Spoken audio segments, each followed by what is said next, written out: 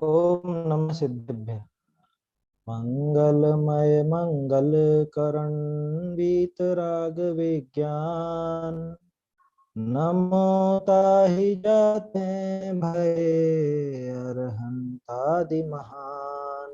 करि मंगल करि हो महाग्रंथ करण को काज। जाते मिले समाज सब पावे निज पद राज।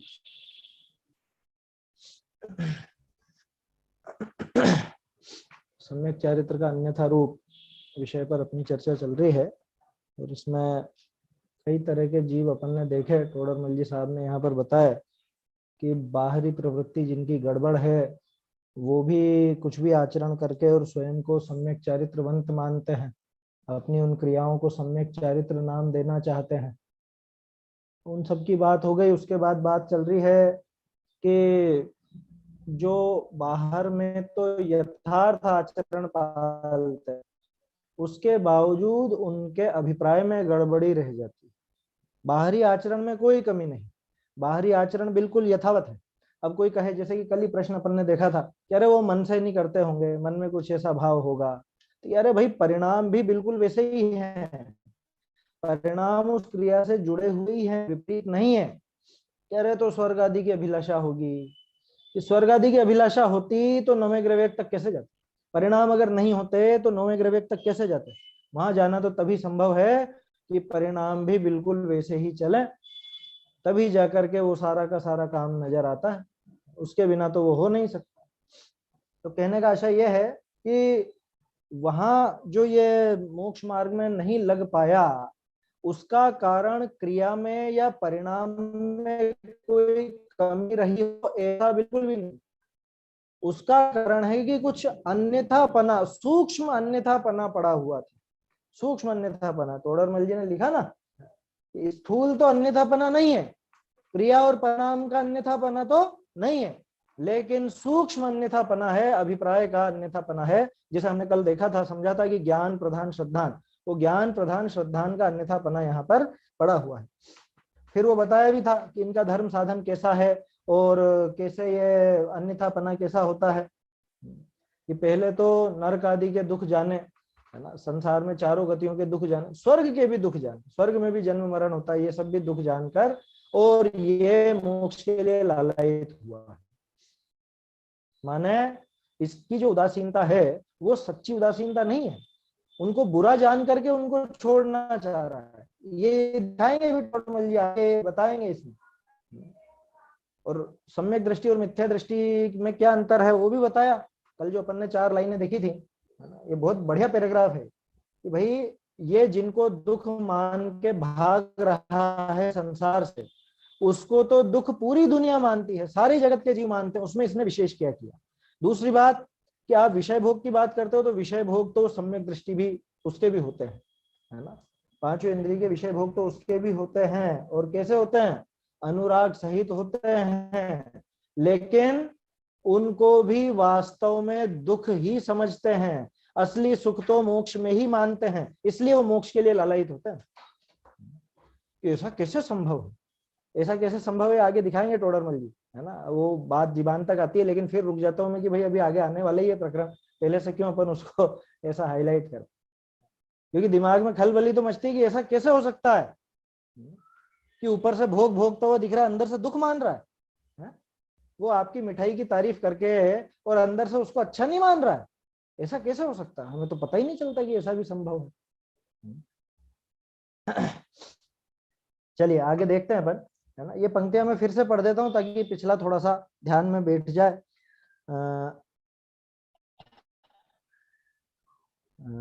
नरकादिक का दुख, है ना। प्रथम तो संसार विषय नरकादिक का दुख जानी व स्वर्गादि विषय भी जन्म मरण आदि का दुख जानी, संसार ते उदास होई मोक्ष को चाहे है। माने ये बुरे लगे इसलिए मोक्ष को चाहता है। कितनी बारीकी से देखा होगा, मुझे तो मतलब ऐसा क्या कहें, अभी बिल्कुल अंदर से ऐसा लगता है टोडरमल जी क्या कहां से लेकर के आए ऐसी बुद्धि इतनी गजब की, इतनी बारीक। मतलब जैसे कोई सर्जन होता है, कुशल सर्जन होता है, वो एकदम अंदर से बिल्कुल जिस पॉइंट को छेड़ना है शरीर के अंदर का उसी पॉइंट पर वो सुई वगैरह चाकू वगैरह लगाता, जो कि एक कुशल सर्जन हो। तो दूसरी चीज को जरा सा भी नहीं छेड़ता। इतनी बारीक, इतनी पेनी निगाह कैसे, मतलब आश्चर्य होता है वास्तव में। इसीलिए आचार्य कल्प की उपाधि है उनको, ऐसे ही नहीं है। ये बात मामूली नहीं है, ये जो लिखी है यहाँ पे। सोचिए तो सही, क्या कमी है? क्रिया में कोई कमी नहीं, परिणाम में कोई कमी नहीं, अभिप्राय की कमी कैसे पकड़ी? ये टोडरमल जी की सामर्थ्य थी जो वो अभिप्राय की कमी पकड़ करके हमको दिखा दी। कौन दिखा सकता है? नहीं तो अरे हमें खुद का अभिप्राय कई बार पता नहीं चलता अंतरंग। आया समझ में? क्या कह रहे हैं कि संसार ते उदास हुई मोक्ष को चाहे। ये मोक्ष को क्यों चाह रहा है? कि इससे उदास होकर के चाह रहा है। जैसे कोई शमशान या वैराग्य, वो वहां पे सब दुख देख करके और विरक्ति चाहता है। ये आगे आने वाला है, अभी बार बार वही बात जीवान पर आ जाती है कि उधर उसके कुछ अवगुण देख करके, उनके अवगुण देख करके इधर लालायित हुआ है, इधर गुण नजर नहीं आए हैं अभी, इधर का असली स्वरूप पता ही नहीं है अभी, मोक्ष का असली स्वरूप कैसा है, क्या है। ये तो संसार की विरूपता देख करके, विपरीतता देख करके और फिर इधर लगा है ये। इंद्र अहमिंद्र अधिक विषयानुरागते हैं। लो कि तुम इससे भागते हो, हैं? तुम इसको बुरा कह करके भागते हो, इनके तो विषयानुराग पड़ा हुआ सम्यक दृष्टि। तो इसका मतलब वो राग है, वो खतरनाक नहीं है क्या? कि वो कौन सा राग खतरनाक है और कौन सा नहीं है वो तो बताएंगे टोडरमल जी भी। लेकिन अभी ये समझो कि तुम जो संसार बहुत बुरा बहुत बुरा बहुत बुरा करके मोक्ष की तरफ जाना चाहते हो और सोचते हो कि ये सही रूप है मोक्ष मार्ग का, ऐसा नहीं। क्योंकि ये तो विषयानुराग से इंद्रिय जनित सुख भी भोग रहा है ना, सुख भोगता हुआ दिख रहा है, विषयों का अनुराग भी पड़ा हुआ है, मरे मन से नहीं भोगता, वहां खुद अपनी रुचि से भोगता है वो। आया समझ में? लेकिन अब देखो अभिप्राय, अभिप्राय में क्या था? वहां पे तो अभिप्राय ऐसा था मिथ्या दृष्टि के, तो अरे ये सब संसार बेकार, जन्म मरण का ऐसा दुख और ऐसा दुख। क्यों? वो दुख दिख रहा है इसको, वो प्रतिकूलता में दुख दिख रहा है। और यहाँ पे कि यहाँ तो उस अनुकूलता को भी अंदर से दुख ही माना है। ताको भी दुख जाने, निराकुल सुख अवस्था को पहचाने। सबसे खास बात यही है, निराकुल सुख अवस्था को पहचान करके। ये पहचान कैसे हुई? कल भी अपन ने बात की थी। ये पहचान ऐसे हुई कि उनने उस निराकुल सुख को चख लिया। अब उस सुख को चख लिया ना, तो अब पता चल गया कि मुझे ये सुख चाहिए। अब वो बाहर में भले राग के अनुसार वो विषय भोगों में लगा हुआ दिखाई देता है, लेकिन फिर भी वो जानता है कि इनमें जरा भी सुख नहीं है, इनमें रंच मात्र भी सुख नहीं है। ऊपर से राग करता हुआ भी दिख रहा है ना, वो विषय के अनुराग से ही विषयों को भोग रहा है। ये सारा का सारा काम नजर आ रहा है उस सम्यक दृष्टि का भी, लेकिन रंच मात्र भी उसको अभिप्राय में सुख नहीं मानता। क्यों नहीं मानेगा? क्योंकि असली सुख देख रखा है, असली सुख उसने चख रखा है, इसलिए नहीं मानता। आया समझ में? अरे इसको ऐसे देखिए कि जैसे आप रास्ते में, अब आज के जमाने में तो कौन ठहरता है रास्ते में, पहले के जमाने में तो छाया देख करके रुक जाते थे, है ना, क्योंकि पहले तो कोई ऐसे घोड़े गाड़ी वगैरह थे नहीं, है?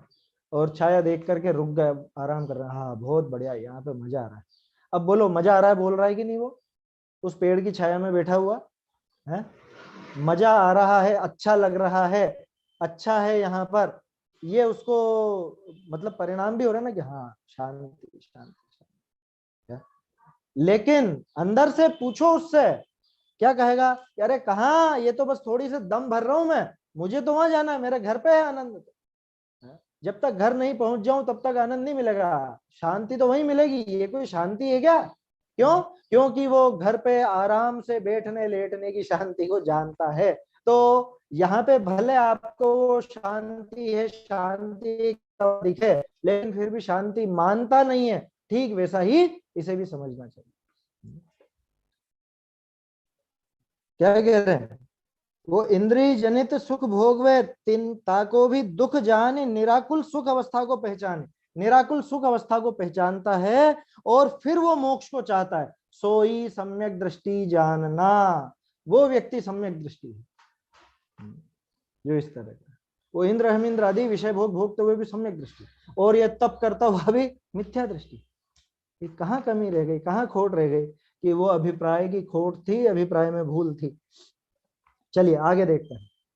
अब इसकी इसी मान्यता का विस्तार, माने वो क्या है उसके दिमाग में। अब ये सर्जरी कर रहे हैं टोडरमल जी, देखना क्या क्या निकल के आएगा अभिप्राय में। बहुरी विषय सुखादिक का फल नरकादिक है। विषय भोग भोगेंगे तो कहाँ जाएंगे, नरक में, नरक निगोद में जाना पड़ेगा। शरीर अशुचि विनाशिक है, पोषने योग्य नहीं। अरे बेकार है शरीर, क्यों बेकार है, अशुचि है, मल मूत्र से भरा हुआ है, इसलिए बेकार है ना, पोषने लायक नहीं है। बहुरी कुटुंब आदि स्वार्थ के सगे हैं। अभी आत्मानुशासन चल रहा है शाम को, उसमें ऐसे ही छंद आ रहे हैं। कुटुंब आदि स्वार्थ के सगे, वहां तो क्या आया था वो, बंधु बंध मूलम, ऐसा बंध व बंध मूलम, इस तरह का एक छंद था कि बंधु जितने भी वो सब बंध के मूल हैं। ऐसे ही कुटुंब आदि स्वार्थ के सगे हैं इत्यादि पर द्रव्यनि का दोष विचारी तिनका तो त्याग करे है। और व्रतादिक का फल स्वर्ग मोक्ष है। तपश्चरण आदि पवित्र अविनाशी फल के दाता हैं, तिन करी शरीर शोषण योग्य है। देव गुरु शास्त्र आदि हितकारी हैं इत्यादि पर द्रव्यनि का गुण विचारी तिनका अंगीकार करे है। इत्यादि प्रकार करी कोई परद्रव्य को बुरा जानी अनिष्ट श्रद्धा है, कोई परद्रव्य को भला जानी इष्ट श्रद्धा है। सो परद्रव्य विषय इष्ट अनिष्ट रूप श्रद्धान सो मिथ्या है। लो होगी सर्जरी, क्या निकल के आया कि अभिप्राय में तो यहाँ पे राग द्वेष की परंपरा पड़ी हुई ही है भी। यहाँ अभी इसको वीतरागता वास्तव में रुचि नहीं। क्यों नहीं रुचि, क्योंकि ये तो दोष देख करके अनिष्ट मानता है, गुण देख करके इष्ट मानता है। कैसा कैसा मानना, क्या क्या मानना, देखिए फिर से देखते हैं एक एक पंक्ति। सबसे पहले तो शरीर की बात, विषय सुख की बात कि विषय सुख का फल नरक आदि। अरे भैया विषय सुख नहीं भोगना, 5 इंद्रिय के विषय भोग कम करो, है दूर करो, छोड़ो, त्याग करो, इनका प्रतिज्ञा लो। क्यों, अरे नहीं लेंगे नरक में जाएंगे, कौन भोगेगा नरक के दुख। अच्छा तो इसको अब अपन यूं कहें इससे कि तू तो भोग नहीं होगा नरक वाला, कोई गारंटी दे दे वैसी, तो तब क्या करेगा, ठीक है फिर तो कोई दिक्कत नहीं है, क्योंकि नरक के भय से ही छोड़ रहा था ना। अब नरक का भय नहीं रहे तो क्या करेगा, अरे अपन लोग और दूसरे लोग माने जो ये विषय भोगों में पूरी तरह आसक्त रहते हैं, वो क्यों भोगते हैं, उनको नरक का भय है ही नहीं, वो जानते ही नहीं, वो तो सोचते हैं कि यही तो मरना, यही जीना, यही खत्म हो जाएगा सब खेल, तो आराम से खाओ पियो मस्त रहो, हैं आगे किसने देखा स्वर्ग नरक, किसने देखा। तो जिसको नरक का भय नहीं, वो निशंक भोगता है या नहीं, तो उसकी और इसकी मान्यता में अंतर कहाँ है। इसने वहां नरक आदि का दुख लगा इसको तो ये छोड़ रहा है, ये भयभीत होकर छोड़ रहा है, उनको नहीं लगा तो वो भोग रहे। तो माने अगर इसको ये भय नहीं लगता, अगर इसका ये भय मुक्त कर दिया जाए इसको कि चिंता मत कर, तू तो खूब, तेरे पे तो क्या ऋषि का वरद हस्त है, क्या कुछ ऐसा वर दे दिया है तुझे, तो वरदान मिल गया है, तू खूब विषय भोग, कुछ भी नहीं होगा तुझे, नहीं जाएगा नरक वरक, चिंता मत कर, ऐसा कोई आशीर्वाद दे दे इसको। जैसा आजकल बहुत से दे देते हैं ना ऐसा आशीर्वाद कि पी लो पानी वानी पी लो, तुम्हारे उपवास सब माने जाएंगे, है ऐसे भी हो गए उपदेश क्या कि नहीं नहीं उन्होंने बोली है हमसे, महाराज ने बोली है कि पानी पी लोगे तो भी माने जाएंगे। कि कौन है मानने वाला, कौन सर्टिफिकेट देता है क्या कोई ऐसा, नारियल पानी पी सकते हो माने जाएंगे, माने जाएंगे। जिसके दिमाग में ऐसा बैठा हो, अब क्या उसकी बात है। तो कहने का अर्थ क्या कि इसको वो नरक का भय दिखा, नरक का दुख दिखा, उस भय से विषय भोगों को छोड़ना चाहता। अगर इसमें से नरक के दुख को माइनस कर दिया जाए तो ये उन विषय भोगों को छोड़ने वाला नहीं है। कि अरे मान लो आलू प्याज आप क्यों नहीं खाते, अरे साहब उसमें बहुत हिंसा होती है, पाप लगता है। अच्छा मान लो पाप नहीं लगे तो पाप नहीं लगे फिर तो खा लेंगे हम। इसका मतलब अंतरंग विरक्ति नहीं आई है, ये टोडरमल जी ने यहाँ से निकाला इसकी सर्जरी करके अभिप्राय की। क्या अंदर से वास्तव में विरक्ति कहाँ आई है, विषय सुखादिक का फल नरकादिक है।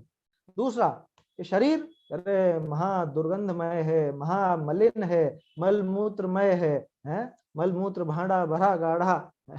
और आते हैं ना, नव द्वार बहे घिनकारी, अस देह करे किम यारी, और सारे का सारा मतलब पूरी गंदगी गंदगी, इसमें से कुछ अच्छी चीज निकलती नहीं, इसमें से कुछ भी बाहर निकलेगा सब गंदा ही निकलेगा।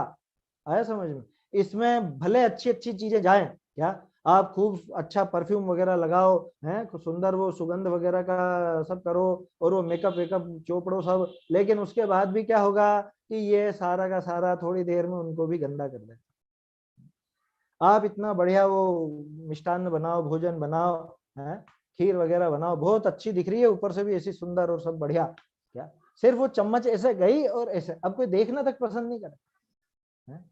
एक बार वो मुंह में गई और बाहर निकाल दे उस चम्मच को, उल्टी कह रहा है वो नहीं कह रहा हूं मैं, सिर्फ वो मुंह में रख के निकाल दे, उसको देखना तक पसंद नहीं करेगा कोई। ये क्या हो गया, एक सेकंड में क्या हो गया, कह रहे ये मुंह में गई ना, ये तो क्या हो गया उसमें, कह रहे इसके संपर्क में आने वाली सारी वस्तुएं ऐसी ही हो जाती है। कपड़े आप अच्छे से अच्छे खरीद के लाते हो, बढ़िया बढ़िया कपड़े पहनते हो, क्या होता है, क्यों धुलाने पड़ते हैं, इसकी वजह से धुलाने पड़ रहे हैं। क्यों आप उनकी रख रखाव में क्यों परेशान है, तो कह रहे ये धुलाओ, बहुत गंदे हो गए हैं कपड़े, हैं इनको साफ रखो, इनकी प्रेस करो, और ये करो वो करो, ये सब यहां से निकलती है, वो गंदगी सारी की सारी इसमें भरी है, इसलिए ये शरीर महा खराब है। अच्छा, फिर देखो इसकी थोड़ा सा पासा पलटते हैं कि अगर मान लो अच्छा हो शरीर, तो जो ये कह रहा है ना, शरीर अशुचि विनाशिक है, पोषण योग्य नहीं, अपन इसको विशल्या का शरीर दे देते, क्या विशल्या का शरीर जिसमें, और उसको तो स्नान के पानी से ही पूरी सेना ठीक हो गई थी, या चलो अपन तो तीर्थंकर का शरीर मिल जाए तो हाँ फिर तो ठीक है, क्योंकि उसमें तो कोई मलमूत्र भी नहीं है? अच्छा, देवों का शरीर, तब तो फिर इसको ललक लगेगी या नहीं, जो शरीर में अशुचिता देखकर शरीर से दूर भाग रहा है, वो तो शरीर में अगर अशुचिता नहीं रहेगी तो उसके प्रति लालयित हो जाएगा, यही अर्थ निकला ना कि आप इस शरीर से दूर क्यों भागते हो, आप इस शरीर को बुरा क्यों कहते हो, अंतरंग में अपने को 2 मिनट विचार करें, क्यों है ये शरीर बुरा, क्यों है, काय के लिए है बुरा, सोचिए क्यों है बुरा,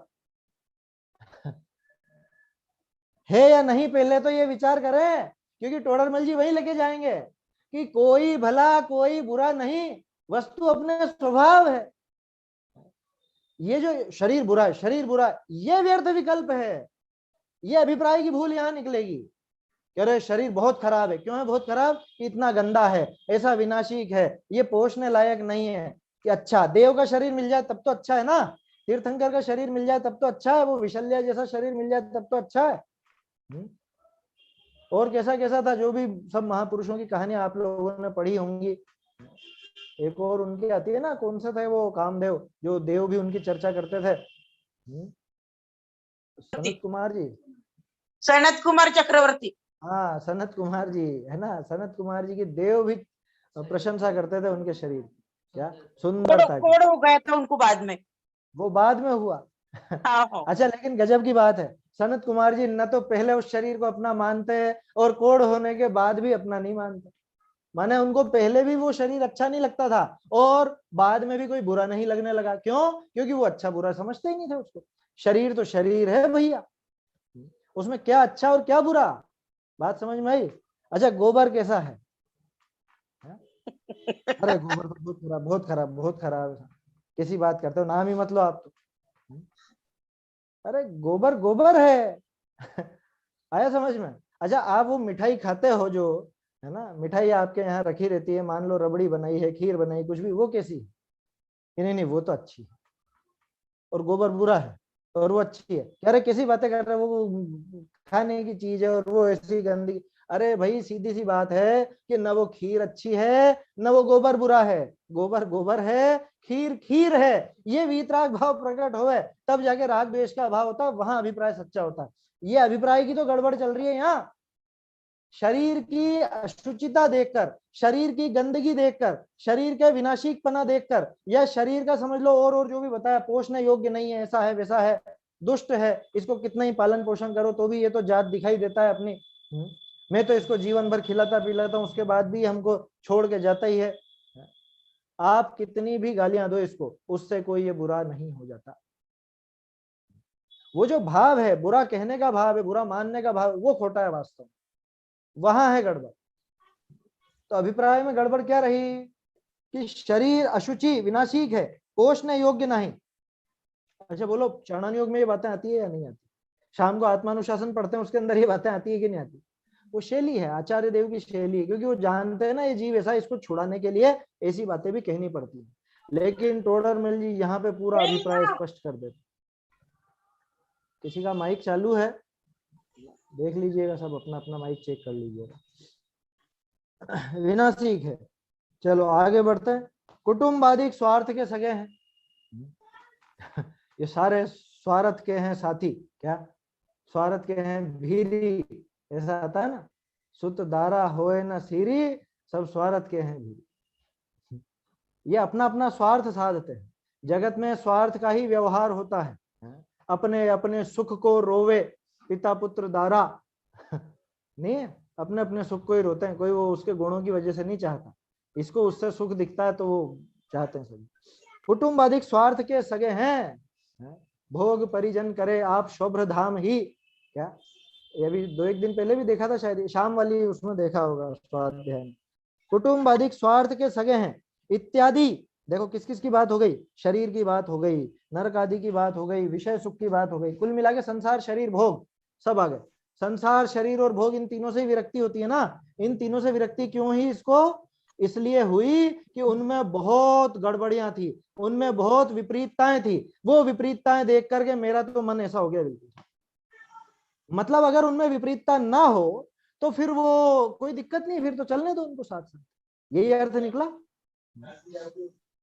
इत्यादि पर द्रव्यनि का दोष विचारी तिनका तो त्याग करे है। देखो ये भी गजब की व्यवस्था है। पहले भी अपन ने कई बार बात की, ज्ञान का फल, ज्ञान का फल क्या था, अज्ञान निवृत्ति हान उपादान और उपेक्षा। कुछ जानते हैं तो उसका फल भी होता है, और बिन जाने ते दोष गुणन को कैसे तजिए गहिए, वो उसी का रूपांतर। कि जान लेते हैं, जब गुण दिखते हैं तो उनको ग्रहण करते हैं, दोष दिखते हैं तो उनको छोड़ते हैं, है ना, यही होता है ना। यहाँ पे भी तो यही हो रहा है। संसार शरीर और भोग, इनमें सब में दोष ही दोष नजर आ रहे हैं, तो ये क्या करता है, इनको त्यागता है, इनको छोड़ता है। कहाँ गलती करी है? गलत क्या किया, ज्ञान का उपयोग ही तो किया, जो ज्ञान हुआ उस अनुसार काम ही तो किया इसने। इत्यादि पर द्रव्यनि का दोष विचारी तिनका तो त्याग करे ना। मैं पूछूंगा आपसे, आप ध्यान दीजिएगा, ये पंक्तियां, ये जो पंक्तियां ना, जवाब छिपा हुआ है। प्रश्न है क्या किसी को, माइक चालू है किसी का? हाँ माइक देख लीजिएगा अपना। चलिए, तो ये सारा दोष देखकर उनका तो त्याग करता है। और व्रतादिक का फल स्वर्ग मोक्ष है। भाई व्रतादि से क्या होगा, तप करने से क्या होगा, स्वर्ग जाएंगे, मोक्ष जाएंगे, है ना। मोक्ष भी तो इनसे ही मिलेगा और स्वर्ग भी इनसे ही मिलेगा। क्या अगर मोक्ष नहीं मिल पाया, तो मोक्ष नहीं मिला तो स्वर्ग की तो गारंटी है, इसलिए व्रतादि बढ़िया है। क्या विषय भोग तो नरक आदि के कारण थे, और ये स्वर्ग और मोक्ष के कारण है। आगे देखिए, तपश्चरण आदि पवित्र अविनाशी फल के दाता है। शरीर कैसा था कि शरीर तो विनाशी था, शरीर अशुचि था, और तपश्चरण कैसा है, तपश्चरण पवित्र है, अशुचि नहीं है, और वो विनाशी था, ये अविनाशी है। तो अपन क्या करो, एक काम करो, शरीर का तो मोह छोड़ो, शरीर का तो बुरा है शरीर तो, और तपश्चरण आदि करो। शरीर पोषण योग्य नहीं था, तपश्चरण आदि के द्वारा शोषण योग्य। कंपैरिजन कर रहे हैं टोडरमल जी, है ना। देखिए आगे, तीन करी शरीर शोषण योग्य है। आगे, देव गुरु शास्त्र आदि हितकारी हैं, ये तो भले है ना। कुटुंब आदि तो बुरे हैं और देव शास्त्र गुरु भले हैं। क्या गलत है इसमें, है? कहाँ गलती है, बिल्कुल सही साथ तो चल रहा मामला पूरा। इत्यादि पर द्रव्यनि का गुण विचारी तिनका अंगीकार करे है। और एक मिनट,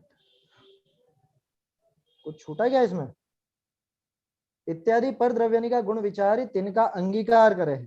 इत्यादि प्रकार करी, कोई पर द्रव्य को बुरा जानी अनिष्ट श्रद्धा है, कोई पर द्रव्य को भला जानी इष्ट श्रद्धा है, सो पर द्रव्य विषय इष्ट अनिष्ट रूप श्रद्धान सो मिथ्या है।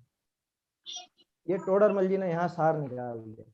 अभी तक अपने को क्या दिख रहा था, ज्ञान के फल की भी बात की, ये जाना ना, ये ऐसा है ऐसा है ऐसा, बुरा है तो छोड़ दो, और ये भले हैं, तपश्चरण आदि भले हैं, देवशास्त्र गुरु भले हैं, इनका आश्रय लो, इनको अंगीकार करो। गड़बड़ कहाँ है, गड़बड़ ये है कि ये बुरे हैं और ये भले हैं। समझ में आई बात? वीतरागता की दृष्टि कहाँ रही? यहाँ तो राग द्वेष की दृष्टि बनी हुई है अभी भी। तो राग द्वेष की दृष्टि रख करके वो सारा काम करता है, इसलिए उसका अभिप्राय पूरा खोटा है, बिल्कुल खोटा। जरा भी उसमें क्या कहें मोक्ष मार्ग पना नहीं। गजब की बात है। चरणान योग में यही चीज उपदेश में आती है। आचार्य देव ऐसा ही उपदेश देते हैं। वहां अपेक्षा अलग रहती है ना, वहां समझना चाहिए। वो आचार्य देव का कथन है, वो अपने को जगाने के लिए है। अब यहाँ तो अभिप्राय बता रहे हैं टोडरमल जी, ये एक तरह से 8वें अधिकार का बीज है ये भी। चरणान योग की जो व्याख्यान की पद्धति है, वो पद्धति यहाँ पे नजर आ रही है अपने को। और साथ में अभिप्राय क्या रखना, अभिप्राय कैसे सुधारना, वो भी टोडरमल जी यहीं पे एक तरह से सचेत कर रहे हैं, अपने को डिस्क्लेमर दे दिया है। इसके लिए मैं आपको दिखाना चाहूंगा पेज नंबर 229। 229 पर भी इसी तरह की बात आई थी। निकालिए 229।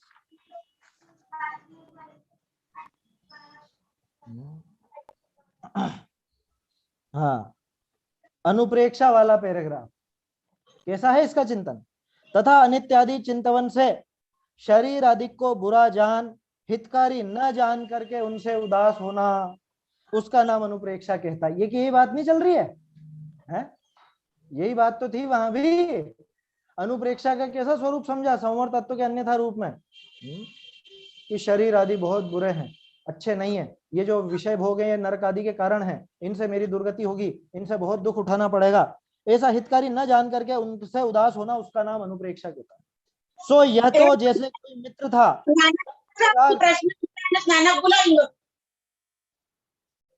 क्या हुआ? चलिए,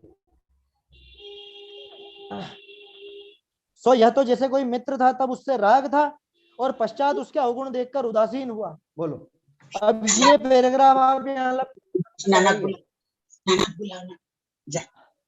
ये माइक किसी का चालू है, आप ध्यान रखें। जिसका माइक खुला है उसे पता नहीं है। संध्या प्रदीप जी जैन का खोजा चालू है। संध्या प्रदीप जी जैन का चालू है।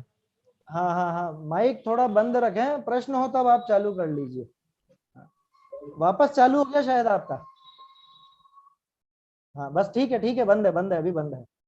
हाँ, वो क्या बीच में उधर से आवाज आती है ना, तो पूरा एकदम से दिमाग से वो बात निकल जाती है। चलिए क्या कह रहे हैं? अनुप्रेक्षा कैसे समझी थी इसने? कि वहां दूसरे को बुरा समझ करके और उसका कह रहे ये सब खोटा है, छोड़ने लायक है, ऐसा वैसा। और कोई चीज अच्छी लगी उसका कि ये करना अपने को, तो क्या स्वर्ग मोक्ष का जो कारण है ना वो काम करना, तप आदि का आचरण करना, व्रतों का आचरण करना, देवशास्त्र गुरु भले हैं। अभी थोड़ी देर पहले अपन ने बात की थी गोबर और रबड़ी, कौन अच्छा और कौन बुरा। अब थोड़ी सी खड़ी बात करता हूं। ये शरीर कुटुंबी और देवशास्त्र गुरु, कुटुंबी अच्छे कि देवशास्त्र गुरु अच्छे? कौन अच्छा है दोनों में से? जवाब ये होना चाहिए कि कोई अच्छा नहीं है वास्तव में। और देवशास्त्र गुरु भी अच्छे नहीं है, हैं? ऐसी बात आप कैसे कह सकते हो? हम नहीं कह रहे भैया, आचार्यों ने कहा है और टोडरमल जी समझा रहे हैं। ये इस बात के लिए बहुत हिम्मत चाहिए अंदर में ग्रहण करने के लिए, क्योंकि अभी तो इस पे ही माथाफोड़ी हो जाएगी। कह रहे देवशास्त्र गुरु भी अच्छे नहीं है, को भला को बुरा नहीं, वस्तु अपने स्वभाव है, तू वृथा विकल्प ठान मन में करत राग उपाव है। और ये जो राग का उपाय है, इसका ही तो नाम है राग का राग। वो राग छोड़ना कहाँ चाह रहा है भाई? जब वीतरागता के मार्ग पर आगे बढ़ेगा तो हर श्रेणी का राग टूटेगा, हर श्रेणी का। छोड़ना नहीं चाहता। ये एक को तो बुरा जान के उसका तो राग छोड़ता है, लेकिन एक को भला जान के उसका राग रखना चाहता है। ये बात अनुप्रेक्षा में आई थी और यही बात यहाँ पर है। वहां पर आया था ना, उदाहरण भी दिया उन्होंने कि जैसे कोई मित्र था, पहले तो अच्छा लगता था, अब उसके कुछ अवगुण दिखे तो फिर उसके बाद वो बुरा लगने लग जाता है। इसका नाम अनुप्रेक्षा नहीं है। अनुप्रेक्षा किसका नाम है? अपना और शरीर आदि का जहां जैसा स्वभाव है वैसा पहचान कर, भ्रम को मिटाकर, भला जानकर राग नहीं करना और बुरा जानकर द्वेष नहीं करना। ऐसी सच्ची उदासीनता के अर्थ यथार्थ अनित्यत्व आदि का चिंतन करना ही सच्ची अनुप्रेक्षा है। ये 229 पर है। बिल्कुल एक ही बात है जो यहाँ पर आ रही है ना, यही बात है वहां, क्योंकि इसी जीव की तो बात चल रही है, इसके साथ तत्व का अन्यथा रूप कैसे था वही तो बात चल रही है यहाँ भी। तो ये टोडरमल जी की सर्जरी है, उसका पूरा हृदय खोल करके उसके अभिप्राय में से ये निकाला टोडरमल जी ने कि अभी भी इसके राग करने का अभिप्राय छूटा नहीं है, इसके अभी भी राग का राग जिसको हम कहते हैं वो राग का राग अभी भी पड़ा हुआ है, इसको छोड़ना नहीं चाहता राग। मतलब इसको कुछ ना कुछ चाहिए राग करने के लिए। पहले शरीर था, अब शरीर बुरा लगने लग गया, ये नहीं शरीर तो बुरा है, एक काम करो शरीर शोषण करो शरीर का। किससे करो? तप आदि अच्छे हैं, है ना, तप से अपन शोषण करेंगे। पहले विषय भोगों से शरीर का पोषण किया था, अब अपन एक काम करेंगे, विषय भोगों को छोड़ेंगे, तप का आचरण करेंगे और शरीर का शोषण करेंगे। क्यों भैया क्या हो गया? कह रहे नहीं ये बहुत खराब है, ये अशुचि है, विनाशी है। कह रहे है जैसा है, उसने तो नहीं कहा था पहले भी कि तुम मुझसे राग कर, तू क्यों पागल हुआ उससे राग करता था, और अभी भी पागल हुआ उससे द्वेष क्यों करता है? वस्तु स्वरूप जैसा है वैसा समझना चाहिए। हाँ पूछिए। जय जिनेन्द्र पंडित जी, जय जिनेन्द्र। देव शास्त्र गुरु का राग कौन से गुणस्थान तक होता है? क्या करना है? कौन से गुणस्थान तक करना है? हाँ राग तो छठे गुणस्थान तक बुद्धिपूर्वक रहेगा, बुद्धिपूर्वक तो छठे गुणस्थान तक रहेगा देवशास्त्र गुरु का। देवशास्त्र गुरु का हाँ ध्यान रखिए, राग होने में दिक्कत नहीं है। इसके पहले जो पैराग्राफ आया था अपन ने देव का देखा था, देव विषय अनुराग से विषयों को भोग रहा था, राग होने में नहीं है समस्या, समस्या है उस राग को भला मानने में, वो राग का भाव नहीं छोड़ना चाह रहा, वहां है समस्या। आसक्ति, आसक्ति, राग में आसक्ति नहीं। और दूसरा प्रश्न है, हाँ राग में उसकी आसक्ति नहीं छूटी। अभी आपने बोला व्रत करने के बाद स्वर्ग या मोक्ष में जाते हैं, यदि स्वर्ग में जाते हैं तो वहां से पुनः मनुष्य जन्म लेकर अपने को मोक्ष जाना पड़ेगा ना? जाना पड़ेगा तो बाध्यता वाली बात हो गई। इसका मन है या नहीं है जाने का? इसका मन है या नहीं? नहीं मन तो है, तो जाए, नहीं तो नहीं जाए, उसमें क्या है? नहीं मन है लेकिन वापिस मनुष्य में आना पड़ेगा ना। हाँ हाँ देव से तो मोक्ष जाएगा ही नहीं ना, वो तो पहले यहाँ पे आना ही पड़ेगा, ऐसा समझना चाहिए। तो वो तो वहां पे एक तरह से अटकाव है क्या, कि वहां नहीं जा पाया तो यहीं जाकर के रह गया, यहीं अटक गया बस। जैसे 5 पांडवों में 2 पांडव थे, अब वो थोड़ा सा हल्का सा, भाइयों का नहीं साधर्मी का, हल्का सा एक राग का विकल्प आ गया, इनकी कोई तब भंग ना हो जाए, इतना मात्र। वो भी अपन कह रहे हैं पता नहीं क्या आया, वो तो केवल ज्ञानी जानते हैं, असल में तो अंतरंग में कितनी क्या कमी रह गई जरा सी, वो तो वो जानते हैं। ये तो कथाओं के माध्यम से अपने को पता चलता है कि हाँ ऐसा कुछ भाव आया था। मामूली सा राग रह जाता है, वो उसके चक्कर में मोक्ष छूट जाता है, 33 सागर की जेल हो जाती है, और फिर उस जेल से छूट के मनुष्य होकर के फिर मोक्ष जाएंगे, आगे वापस से वही गिनती चालू करनी पड़ेगी। तो कुल मिला के बात क्या निकली कि ये दोषों को विचार कर उनसे विरक्त होता है ना, दोषों को विचार कर उनसे विरक्त होता है, और जो तप आदि हैं इन तपों के गुण देख करके इनकी तरफ अनुरक्त होता है। कहने का अर्थ अभी भी राग द्वेष की प्रवृत्ति इसकी छूटी नहीं है, अभी भी राग द्वेष की प्रवृत्ति बनी ही रहती है इसकी। इत्यादि प्रकार करी कोई परद्रव्य को बुरा जानी अनिष्ट श्रद्धा है, ये भूल है। देखो इसके पहले भी दिखा चुके हैं टोडरमल जी भूल, तो क्या जो ऊपर आया था ना, कुटुंबादिक स्वार्थ के सगे इत्यादि परद्रव्यनि का दोष विचारी, परद्रव्यों का दोष विचार कर, तो सबसे पहली भूल तो यही खड़ी होगी, परद्रव्यों में दोष ढूंढ रहा है, परद्रव्यों में दोष का विचार कर रहा है, तो पहली भूल वहां। फिर दूसरी बात यहाँ पर कि परद्रव्य में इष्ट अनिष्ट श्रद्धान करता है ना, कोई परद्रव्य को बुरा जान के अनिष्ट श्रद्धता है, कोई परद्रव्य को भला जान के इष्ट श्रद्धता है। और पहले क्या कर रहा था, मतलब बारीकी देखो टोडरमल जी कहाँ ले जाना चाह रहे हैं, कि जब इसने ये व्रत तप इत्यादि अंगीकार किए थे उसके पहले क्या कर रहा था, कि उसके पहले भी तो यही धंधा था इसका, परद्रव्य का दोष देख करके उनसे राग छोड़ता है या उनके प्रति द्वेष करता है, या परद्रव्य का राग देख उसमें गुण देख करके उनके प्रति राग करने लगता है। और अभी भी ये यही काम कर रहा है। तो माने व्यापार बदला कहाँ इसका, इसकी बुद्धि पलटी कहाँ, अभी भी वो राग का राग पड़ा हुआ है, अभी भी उस राग के पीछे मतलब उसको सुधारना नहीं चाहता अपनी प्रवृत्ति, ये इसकी भूल है। यह है बारीक भूल जो टोडरमल जी ने निकाली, है ना, एक कुशल सर्जन की तरह बिल्कुल बारीकी तक गए। सो परद्रव्य विषय इष्ट अनिष्ट रूप श्रद्धान सो मिथ्या है। ये टोडरमल जी ने जाने कितनी जगह लिखा होगा। पर द्रव्यों में इष्ट अनिष्ट मानना ये मिथ्या है, पर द्रव्य को भला बुरा मानना मिथ्या है, उसमें इष्ट अनिष्ट की प्रवृत्ति वो मिथ्या है। जाने कितनी जगह ये बता चुके हैं टोडरमल जी, जाने पहले भी अपन ने नोट करे थे, काफी स्थल नोट करे थे इस तरह। चलिए आगे देखते हैं। हाँ, एक इसमें संशोधन था।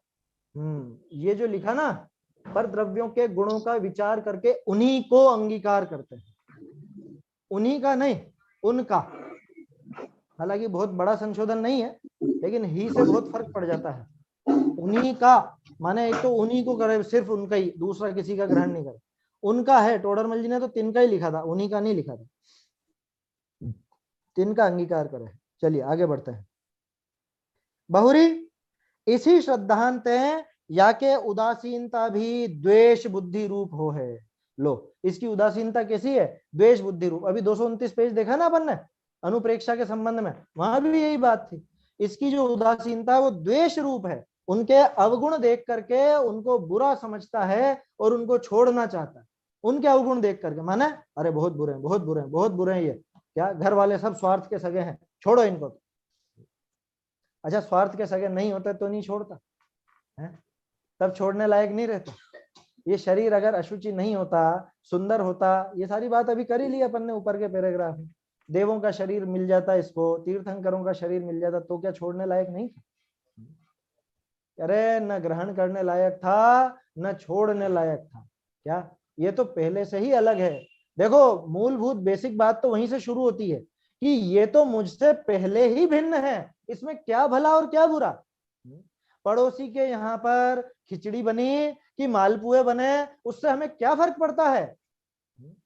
पड़ोसी के यहाँ पे भूखे रहे कि खाना खाया, उससे क्या फर्क पड़ता है? अब मैं तो सोचूं, अरे इनके यहाँ पे रोज रोज खिचड़ी बनती है शाम को, ऐसा क्यों करते हैं, ये बहुत खराब लोग हैं, इनसे तो बात ही नहीं करनी चाहिए।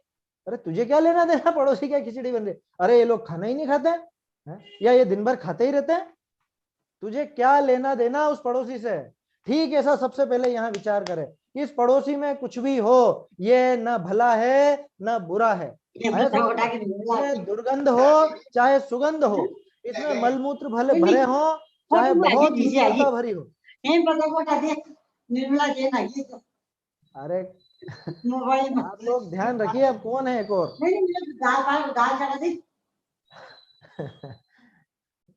ये भी समस्या चलती ही रहती है क्या? हर चीज के फायदे नुकसान है ना। यहाँ पे वो भाव अच्छा भला चल रहा हो, वो सारा बिगड़ जाता है एक बार। चलिए खैर, तो इसमें कुछ भी हो, तुझे इससे क्या लेना देना? तू क्यों इससे व्यर्थ में राग करता है, क्यों व्यर्थ में द्वेष करता है? न पर पदार्थों में कुछ बुरा है, न पर पदार्थों में कुछ भला है, रंच मात्र भी उसमें भला या बुरा है ही नहीं। ये सबसे प्रारंभिक बात थी। और गड़बड़ कहाँ करी इसने? गड़बड़ यही चल रही, शुरू से चल रही है। जब इसने व्रत तप अंगीकार नहीं किए थे तब भी इसके यही भूल थी, और व्रत तप अंगीकार कर लिए तब भी यही भूल है। कहने का अर्थ यह है कि जिसको यह सम्यक चारित्र मानता है, ऐसे उस बाहरी आचरण को करके भी, कैसा करके? निरतिचार, जिसमें कोई दोष नहीं लगाता, ऐसा निरतिचार पालन करके भी, परिणाम भी उसी रूप करके भी वो मिथ्यात्व छूटा नहीं। पहले समझता था मैं विषय भोग को भोगने वाला हूं, अब समझता है मैं तप को करने वाला हूं। पहले समझता था मैं शरीर का करता हूं, मतलब ये और चीजों का, अब समझता है मैं व्रत तप उपवास आदि का करता हूं। पहले समझता था इसमें सुख है या विषय भोगों में सुख है, अब समझने लग गया व्रत तप उपवास में सुख। वो क्रिया में ही तो सुख मान रहा है, पहले उस क्रिया में सुख मानता था, अब इस क्रिया में सुख मानता है। अंतर कहाँ आया? अंतर तो जरा भी नहीं आया। ये चीज टोडरमल जी ने बारीकी से निकाल के दिखाई, ये हमें यहां समझना चाहिए।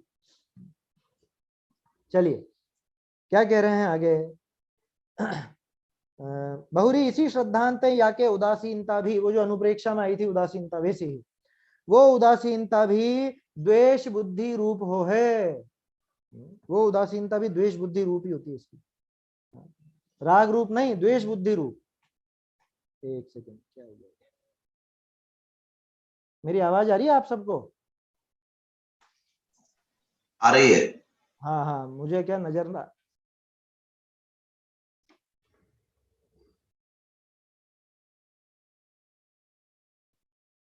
आ रही है आवाज, आ रही है बराबर? हाँ बराबर आ रही है, थोड़ा नेटवर्क कम था इसलिए लगा होगा ऐसा। हाँ हाँ, वो बीच में गायब हो गई थी, स्क्रीन ही गायब हो गई थी पूरी। हाँ चलिए, हाँ ठीक, ओके। क्या कह रहे हैं कि बहुरी इसी श्रद्धांत या के उदासीनता भी द्वेष बुद्धि रूप होती है ना? वो द्वेष बुद्धि रूप ही उदासीनता है इसकी। इसमें वास्तविक तत्व बुद्धि नहीं है, यानी वस्तु स्वरूप की बुद्धि तो अभी भी पैदा नहीं हुई इसके, न पहले थी न अभी हुई। वस्तु स्वरूप का विचार तो अभी भी नहीं चल रहा, अभी भी द्वेष बुद्धि से उदासीन हुआ है। जबकि उदासीनता कैसी होनी चाहिए थी? उदासीनता तो ऐसी होती कि जहां ना राग होता ना द्वेष होता। होगा पड़ोसी के यहाँ कुछ भी हुआ, मुझे क्या लेना देना, उसका नाम है उदासीनता। यार वो बहुत खराब है इसलिए उनकी तरफ नहीं देखना, ये उदासीनता नहीं है, द्वेष। जाते हैं, काहू को बुरा जानना ताही का नाम द्वेष है। बाल बोध पाठमाला भाग 2 है, कषाय वाला पाठ। क्या राग द्वेष कब पैदा होते हैं? ये मुख्यतः मिथ्यात्व के कारण, जब पर पदार्थ या तो इष्ट लगे तो राग पैदा हो जाता है, या अनिष्ट लगे, बुरा लगे तो द्वेष पैदा हो जाता है। द्वेष किसका नाम, राग किसका नाम? कि पर पदार्थ को बुरा जानकर, मतलब उसके कुछ अवगुण देखकर या कुछ भी उसको बुरा समझना, वो द्वेष बुद्धि।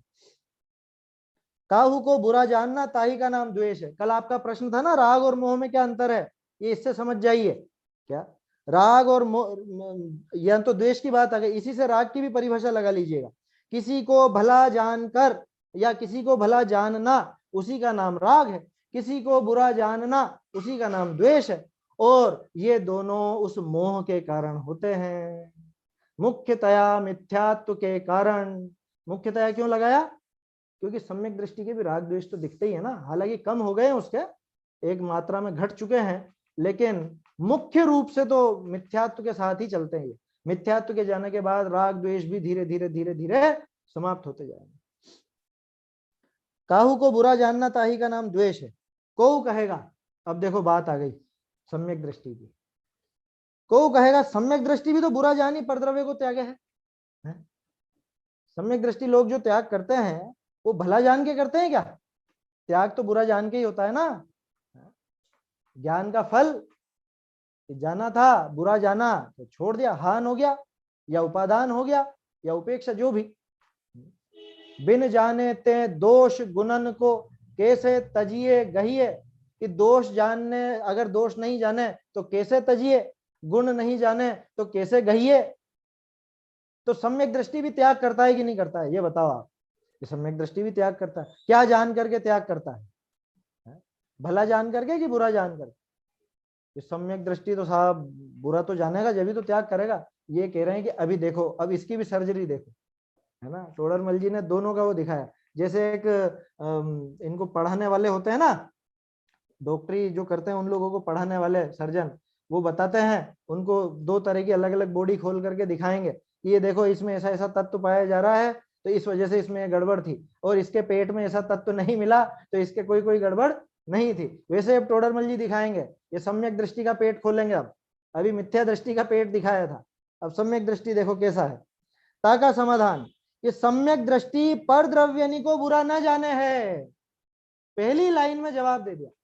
मिथ्या दृष्टि वो जो चल रहा था द्रव्यलिंगी का प्रकरण, वो द्रव्यलिंगी मिथ्या दृष्टि था, वो पर द्रव्यों को बुरा जानकर छोड़ता था, शरीर को बुरा जान करके इसको अनिष्ट मानता था, इसको छोड़ना चाहता था।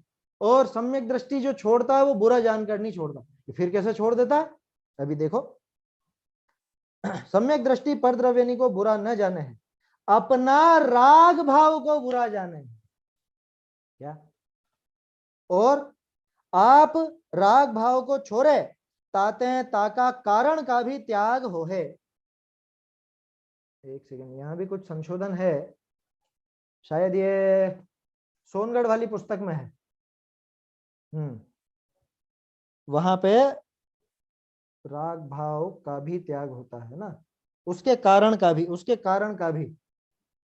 हाँ, वहां पे सोनगढ़ वाली पुस्तक में है, इसलिए उसके कारण भी त्याग होता है। माने बुरा जानने के कारण भी त्याग होता है, ऐसा ऐसा अर्थ निकलता है। ये थोड़ा संशोधन जरूरी है, जिनके पास सोनगढ़ से प्रकाशित प्रति है उसमें सुधार लीजिएगा कि ताके कारण का भी, ना कि उसके कारण भी। उसके कारण भी तो ऐसा हो जाएगा उसकी वजह से इसका भी त्याग करता है, ऐसा नहीं है ना। ताके कारण का भी त्याग हो है। फिर से पढ़ता हूं ये पंक्ति, आप राग भाव को छोड़े। मैं अगर राग भाव को छोड़ना चाहता हूं तो उसके कारणों का भी तो त्याग करूंगा ना। समझ में आई बात? जो कोई चीजें छोड़ता है तो उनके कारणों को भी साथ में ही छोड़ता है। बिना उसके कारणों को छोड़े उस वस्तु का त्याग बन ही नहीं सकता। जैसे मान लीजिए अगर मैं चश्मा पहनना छोड़ूं तो चश्मे की डिब्बी रखूंगा क्या? हालांकि डिब्बी कारण नहीं है, मैं दूसरी तरह से घटित कर रहा हूं उसको, है ना। अभी कारण का कोई उदाहरण मुझे सूझ नहीं रहा कि जैसे कोई व्यक्ति किसी चीज को छोड़ता है तो उसके कारणों का भी त्याग करता है। इसको सीधा सीधा अपन समझते हैं, अगर मुझे टीवी देखने का राग है ना, टीवी देखने का राग है, अब मैं उस राग को छोड़ना चाहता हूं तो क्या करूं? ये टीवी को भी छोड़ना पड़ेगा। क्यों? क्योंकि वो टीवी की वजह से वो राग हुआ था। अरे आप ये मोबाइल में कितनी बार देखते हो दिन भर में? किसी का मैसेज आया क्या, व्हाट्सएप पे क्या आया, किसने क्या कर दिया, क्या खबरें हैं, ये सब क्यों देखते हो? वो मोबाइल है तो देखते हैं। अरे परेशान हो गया मैं तो, 2-3 घंटे इसी में बिगड़ जाते हैं, क्या करूं क्या करूं? कि एक काम करो, अगर ये 2-3 घंटे बचाना चाहते हो, अगर उस राग को तोड़ना चाहते हो तो राग की कारणभूत वस्तु को भी तोड़। कि तो क्या वो द्रव्य उसका कारण है क्या? निमित्त निमित्तिक संबंध है, अभी इतना समझो, है ना। अभी इस चीज को पहले समझो कि निमित्त निमित्तिक संबंध ऐसा होता है कि राग का जो कारण है उसका भी त्याग कराया जाता है। पुरुषार्थ सिद्धि उपाय में अमृत चंद्राचार्य ने लिखा है। क्योंकि वहां पे उनसे पूछा गया कि ये आप परद्रव्य का त्याग क्यों कराते हैं, जब भावों से ही सारी की सारी हिंसा हिंसा का खेल है, भावों से ही सारा काम है, तो परद्रव्य का क्यों त्याग कराते हैं? तो आचार्य देव ने यही उत्तर दिया कि परद्रव्य के निमित्त से इसके वैसे भाव हो जाते हैं, इसलिए वो भाव किसी भी तरह से ना बने तो उन वस्तुओं का भी त्याग कराया जाता है। तो इसीलिए यहाँ पे मेरे ख्याल से उत्तर बिल्कुल स्पष्ट हो चुका है अब तक। तो ये 2 लाइन में उत्तर पूरा कर दिया टोडरमल जी ने। क्या कह रहे हैं कि सम्यक दृष्टि पर द्रव्यों को बुरा नहीं जानता, अपने राग भाव को बुरा जानता और उसी को छोड़ने का प्रयास करता है, उसी को छोड़ना चाहता है। आप राग भाव को छोड़े यानी त्याग करे, ताते ताका कारण का भी त्याग हो। राग भाव को छोड़ेगा तो उसके कारणों का भी त्याग होगा। आपको ध्यान हो तो पहले एक अपन ने उदाहरण देखा था, टोडरमल जी ने जो काट रखा था, वो अपनी परिणति वहां जाती है, बालक का उदाहरण था। बालक अगर समझदार हो तो खुद ही खेलना बंद कर दे, और अगर बालक समझदार नहीं हो तो फिर क्या करे पिता कि वो जिनके साथ खेलता था उनसे ही मना करवाए या उनको दूर कर दे या इस बालक की संगति छुड़ा देवे। क्यों? कि ना ये बच्चे रहेंगे ना ये इनके साथ खेलने जाए। वो की वही बात है बिल्कुल। हमारी परिणति अगर इन वस्तुओं के प्रति ऐसी लालायित होती है या हम फिसल जाते हैं तो उन वस्तुओं का ही त्याग कराया जाता है। वास्तव में वस्तुओं का त्याग नहीं करना है, त्याग तो उस भाव का करना है। अब इसको स्वच्छंदता से ग्रहण मत कर लेना कि हाँ हाँ भाव का त्याग करना, वस्तु का नहीं करना। तो हमने वस्तुओं का तो त्याग नहीं किया, भाव का त्याग कर दिया। ऐसी मक्कारी नहीं चलेगी भैया, आया समझ में? ये स्पष्ट रूप से स्वच्छंदता है तेरी, है कि मेरा भाव नहीं है, मैं तो ऐसे ही खा रहा हूँ, ये अभक्ष ये आलू प्याज आदि मैं तो ऐसे ही खा रहा हूँ, रात में भाव नहीं है मेरा, भाव तो छोड़ चुका हूँ, इसका राग नहीं है मुझे कि तू झूठ बोलता है। क्योंकि तेरे बिना भावों के वो क्रिया नजर नहीं आ सकती। यहाँ जब टोडरमल जी कह रहे हैं कि वास्तव में वो भाव ही छुड़ाना है तो इसका आशय समझिए कि वस्तुएं तो छूटी छुटाई है पहले से। वस्तुएं तो आत्मा ने किसको ग्रहण किया आज तक? त्यागोपादान शून्यत्व शक्ति मुझ में पड़ी हुई है, तो वास्तव में तो कोई वस्तु मुझसे छूती नहीं है, किसी का मुझ में ग्रहण ही नहीं है, त्याग क्या करूंगा? तो फिर क्या करना कि वो राग भाव छोड़ना है, और उस राग भाव का निमित्त वो वस्तु है, इस वजह से उस निमित्त का भी त्याग कराया जाता है। ये बच्चा स्वयं तो समझदार है लेकिन ये दूसरों की संगत में आकर के गड़बड़ करता है, तो क्या करो कि इसकी उस संगत को भी छुड़ाओ। वो की वही बात है, अपने राग भाव को बुरा जानता है, आप राग भाव को छोड़े ताते ताका कारण का भी त्याग हो है। वस्तु विचारें कोई परद्रव्य तो बुरा भला है नहीं, ये अमर वाक्य हैं टोडरमल जी के। वस्तु विचार माने वस्तु का विचार करने पर, वस्तु व्यवस्था का अगर विचार किया जाए, वस्तु स्वरूप देखा जाए, तो कोई परद्रव्य तो बुरा भला है नहीं। कोई भी वस्तु, कोई बुरा कोई भला नहीं, वस्तु अपने स्वभाव है। मेरे ख्याल से टोडरमल जी की ये पंक्तियां देख करके वो पंक्तियां बनी होंगी। को कहेगा निमित्त मात्र तो है। अभी देखिए समय तो हो गया, ये ज्यादा हो गया समय। को कहेगा निमित्त मात्र तो है, कौन? कि वो वस्तुएं, कि वो वस्तुएं निमित्त मात्र तो हैं। तो आगे अब टोडरमल जी क्या जवाब देंगे, ये यहाँ पे अपन कल देखें। ये वस्तु व्यवस्था दिखाने वाला पैराग्राफ है, वस्तु व्यवस्था का बराबर ज्ञान कराने वाला पैराग्राफ है। ये बहुत अच्छे से अपने को समझना है और जीवन में उतारना है ना। कल करेंगे इसकी चर्चा।